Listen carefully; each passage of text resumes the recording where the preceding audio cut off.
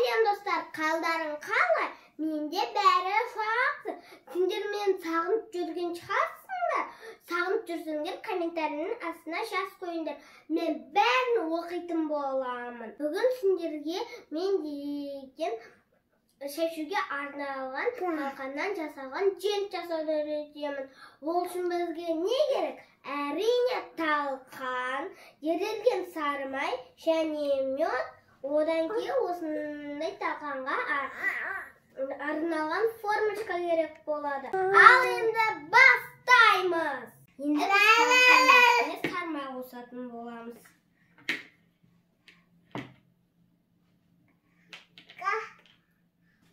Одан кейін мед қосатын боламыз. Негізінде қант қосуға да болады. Бірақ біз үйде қант қолданбайтын болғаннан кейін мед қосатын боламыз. Бірақ олай 2 қасық салсаңдар да болады. Әйтпесе ол өте тәтті болып кетуі мүмкін.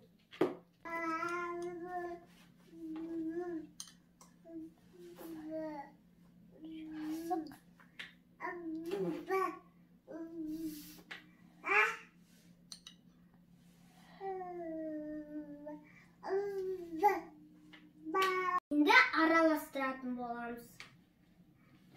Міне достар, біз қасықпен талқанымызды араластырып болдық. Енді бізге қолымыз тап-таза болу керек. Әрине тамақ істейтін кезде қолымыз тап-таза болу керек. Міне осындай тап-таза менің де қолым. Бірақ қасықпен араластырып болдық па? Енді қолмен жасаймыз. Содан біздің қолымыз өте тап-таза болу керек.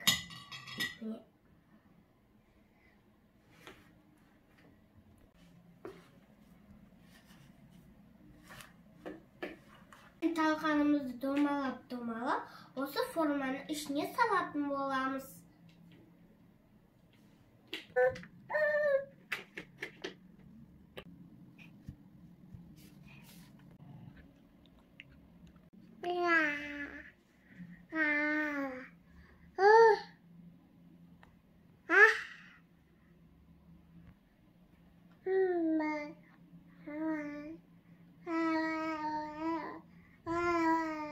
Міне талқанымызды өзіміздің формочкамызға салдық. Енді холодильникқа 1 сағат қойып қоямыз. Міне қалған талқанымызды кептіріп, тазалап қойған үйімізді салып, осында құрсақты жасап қоямыз.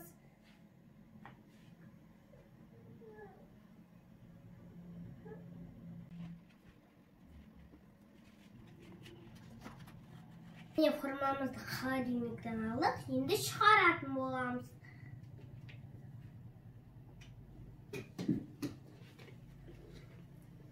Міне.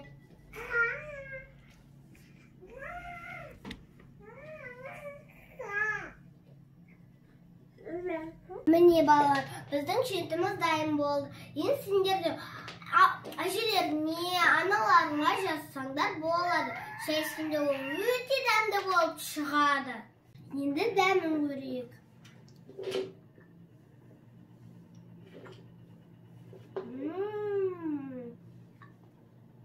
Өте дәмді. Менің каналыма тіркеліп, лайк басуды ұмытпаңдар. Пока-пока.